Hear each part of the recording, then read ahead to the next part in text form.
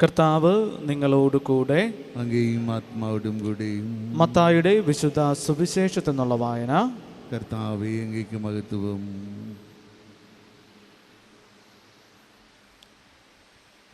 അക്കാലത്ത് സെബദീ പുത്രന്മാരുടെ മാതാവ് തൻ്റെ പുത്രന്മാരോട് കൂടെ വന്ന് യേശുവിൻ്റെ മുൻപിൽ യാചനാപൂർവം പ്രണമിച്ചു.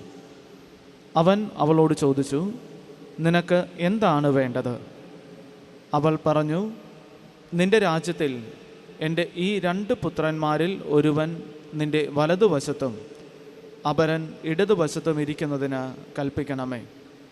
യേശു മറുപടി നൽകി, നിങ്ങൾ ചോദിക്കുന്നതെന്താണെന്ന് നിങ്ങൾ അറിയുന്നില്ല.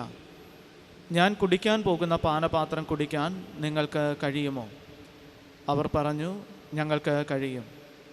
അവൻ അവരോട് പറഞ്ഞു, എൻ്റെ പാനപാത്രം തീർച്ചയായും നിങ്ങൾ കുടിക്കും. എന്നാൽ എൻ്റെ വലതുവശത്തും ഇടതുവശത്തും ഇരിക്കുവാനുള്ള വരം നിങ്ങൾക്ക് നൽകേണ്ടത് ഞാനല്ല, അത് എൻ്റെ പിതാവ് ആർക്കു വേണ്ടി സജ്ജമാക്കിയിരിക്കുന്നുവോ അവർക്കുള്ളതാണ്.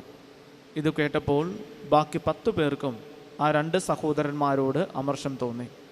എന്നാൽ യേശു അവരെ അടുത്ത് വിളിച്ച് ഇപ്രകാരം പറഞ്ഞു, വിജാതീയരുടെ ഭരണകർത്താക്കൾ അവരുടെ മേൽ യജമാനത്വം പുലർത്തുന്നുവെന്നും അവരുടെ പ്രമാണികൾ അവരുടെ മേൽ അധികാരം പ്രയോഗിക്കുന്നുവെന്നും നിങ്ങൾക്കറിയാമല്ലോ.